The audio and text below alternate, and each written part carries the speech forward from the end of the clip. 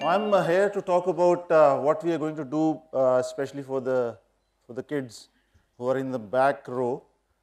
They have been made to sit there by us, but we used to sit there by our own choice when we were in school. So we were by choice backbenchers, but they have been made to sit there. But we have a lot more for them. I won't be talking much about the technical aspects because Professor Huddle had already given us the background for doing things in the Venus transit and the eclipse. So I'll be touching upon the areas which are more of an interest to a student or to a kid in everybody. I mean, I hope Fred, Jay, and they all inside their heart they are not more than 13 years of age. So we have some of the experiments designed for those kinds of kids. So I'll just brief you about what how space came into being. Not space as an organization as the whole group, but space as the NGO. So that was way back in 1995. If you could look at this picture was taken on the equinox eclipse of the 2007. That was a partial eclipse, and that's a foggy Delhi morning in front of the India Gate. Me and Sachin took this picture, and this picture actually represents what people think about the solar eclipses since long time, that eclipses are bad. And in this picture also you can see people are actually running away from the sun, isn't it? So by looking at this picture, space.com actually carried a story on it, that it actually depicts the fear in the people's mind. But to tell you the truth, that was the early morning hour and these people didn't know anything about the eclipse. So they were just doing jogging over there on that road. But this image actually embodies that deep thought which is there inside each and every one. If you don't know about science, that something bad is happening to the sun. And when I saw my first eclipse, that was February 1980. I was 16-year-old kid, and I ran away from my home to see the totality near Odisha. My parents didn't know at that time, but they know now. So I don't want you to see the eclipse like this. And in Delhi, the same place, India Gate, was deserted. It was like a curfew all over Delhi, and Government of India actually ran a special movie to keep everybody inside the house so that they don't come out and see the eclipse. So that was the state of affairs if you go back into the early 80s. I met Sachin in 1994. That was also by the common love for astronomy. Comet Shoemaker-Levy had actually impacted on the Jupiter, and Sachin was in college at that time. He came to the planetarium, and from there we started our astronomy association. In 95, we had our first eclipse in Bhind, that was near Neem Ka Thana. And that eclipse, you won't believe it, we took so many kids over there, less than 500 rupees, the whole trip was there. So you can imagine school students who went along with us at that time, they are now, some of the names are actually right now doing research in the astrophysics and astronomy. So I want the kids out there who are sitting in the back row, so I want them to be, I mean, when we meet, let's say after 10 or 20 years, so I want them to be speaking here and telling their experience and do well in astronomy, not in astrology, because whenever we say we are astronomer, people actually extend their hand to us and ask their future. So that's the state of affairs we have in India, that astronomy and astrology for them is same. Now, in space, what we are doing is we are basically learning science by experience. We don't do the classroom teaching. We don't have the blackboard and tell them that the earth is round and everybody would believe that the earth is round. I hope everybody knows that the earth is round. Any proof that the earth is round, can we give it from our day-to-day life? Is there any proof? No proof. Our teacher tells us the earth is round and we believe that. So here you see those kids out there with a small instrument which we call the magic wand, the gnomon. They measure the shadow made by that gnomon and measure the motion of the sun, and then they get to the direction of the, they get to know about the direction, they get to know about the time. And then we have, we take them out of the city to do the night observation, because in Delhi you can actually count the number of stars on your fingers. There's so much of light pollution there. So we take them outside the city, show them the real stars, and then we have science fairs in which we show them the basic facts of science by actually doing the same thing. And this is the magic wand which you say the gnomon over there. That's a very small instrument with which we are actually doing so many things with the kids. Apart from controlling the crowd of the kids by this small gnomon, actually using it as a stick. So that we use very rarely, but still. And here you can see a small sundial made by a student over there. And sometimes we use our educators to stand like a gnomon and measure the shadow, and we ask them to stand for quite a long time and measure the shadow over there.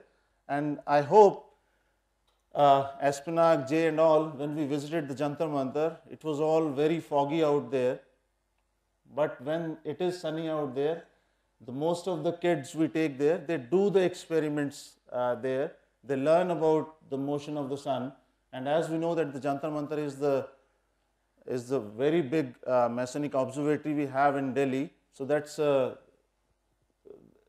benefit for us, because with these observatories we tell them how to measure the motion of the sun, the motion of the planets over there. Now we use sun, and there is a term which we call the daytime astronomy, because whenever we say astronomy, it always comes to our mind that astronomy means night.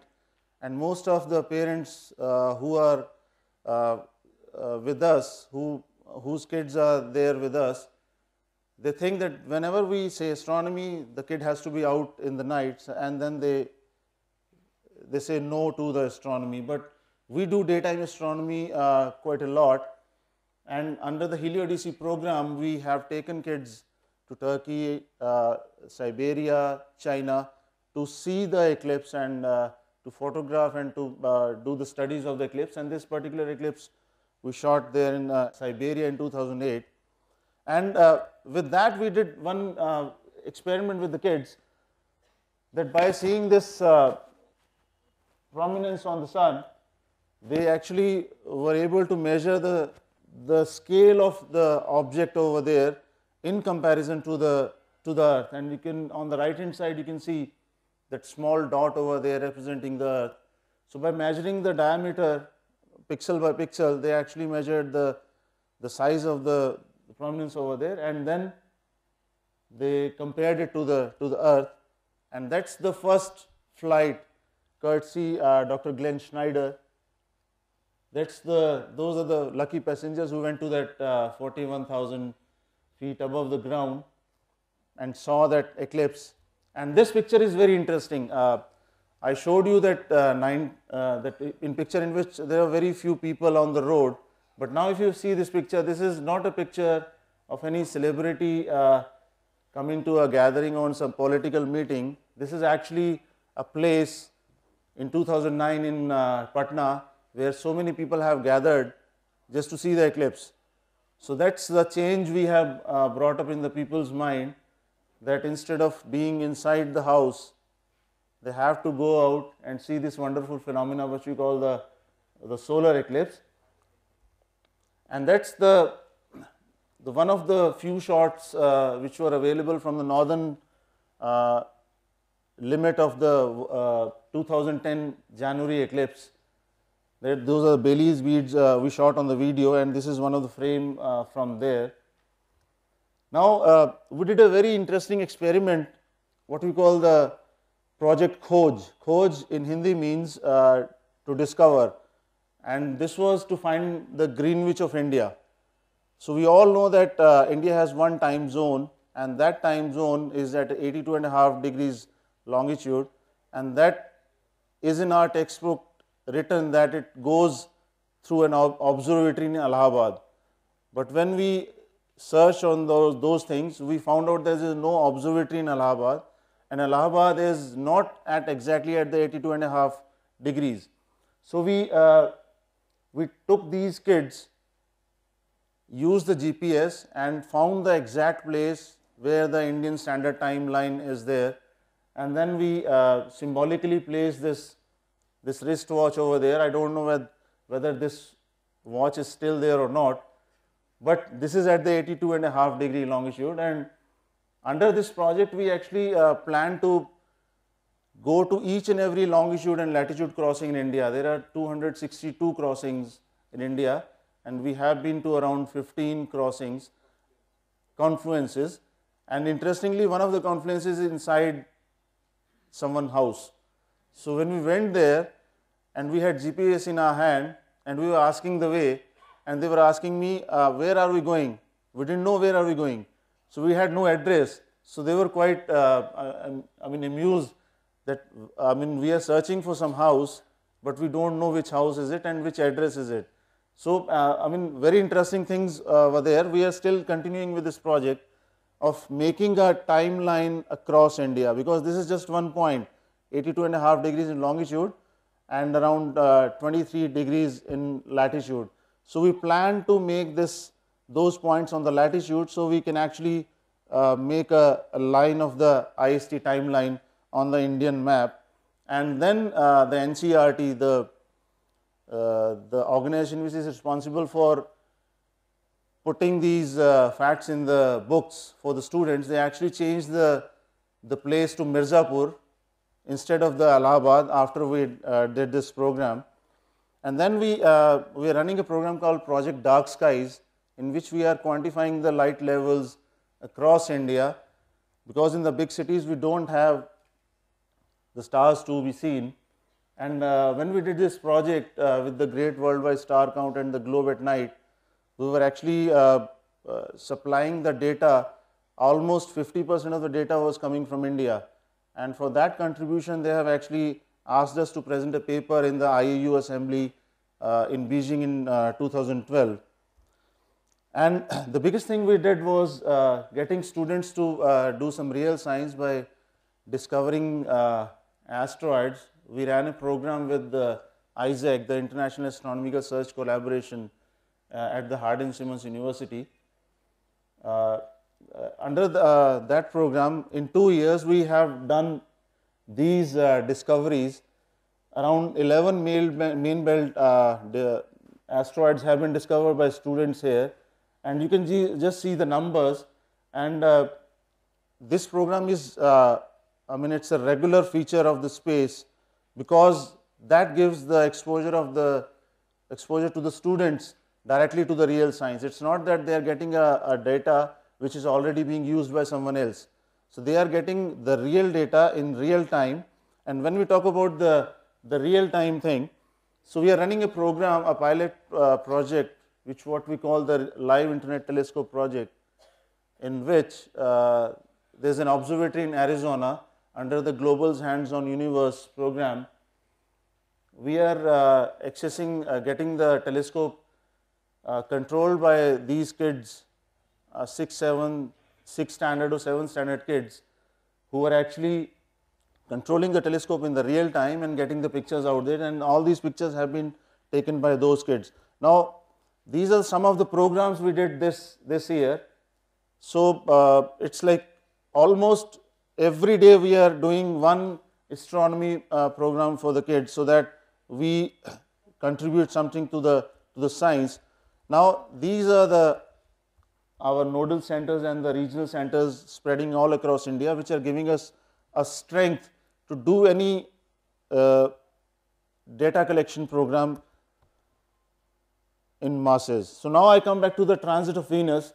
Last time when we did that program, it was total in India, we could see the ingress and the outgress, but in 2012 we won't be able to see the Venus going into the sun. So that's a pity for us, but still we have made programs so that we can along the length and the breadth of India, we are actually asking students to see the last two contacts and give us the data so that we can get the 1 AU from there.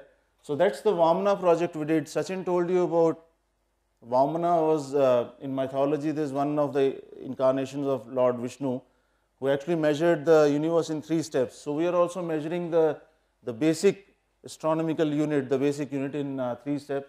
First is finding your own location on the Earth. Second is observing and studying the elongation of the Venus for 3 months, and then finally observation of the Venus transit on that day. So under the measuring your own location on the Earth, we are redefining the Eratosthenes program, in which we are asking students to observe the local node at one particular day along these lines. If you see, so these are the lines on the same longitude we have, and then we have been running this program successfully for the last 9 years. But now what we have done, we have extended to the SAARC countries, and on the equinox day in September, we started this program.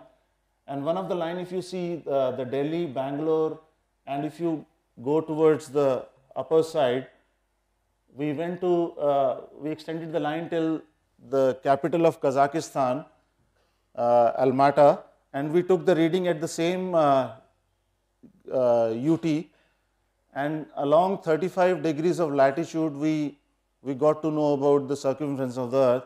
So this is the program which we intend to do throughout the year and find the location of yourself on the Earth, because there's no way, I mean, we can use the GPS and immediately we can get the position of our own location. But by showing the kids that just with the simple gnomon and the sun, we can get to know about our own location, that would be the first step. And that's the pictures from the 2004 when we did that with around 250 schools all across India. And this time we intend to do this with around 25,000 students to make this data collection more relevant. And that's the elongation of the Venus measurement they did. That's from Chennai. They used to measure the position of the Venus every day for around 3 months. And then finally the transit of Venus. Now when I say the transit of Venus, it's very simple to say that a VT is occurring, but nobody knows about it unless you tell them. It's not like the solar eclipse that one could see actually the solar eclipse with the naked eye. But if you don't know the transit is happening, you won't be able to see it at all. That's why we have no history of it. If we go beyond 1600, we have no history of the Venus transit.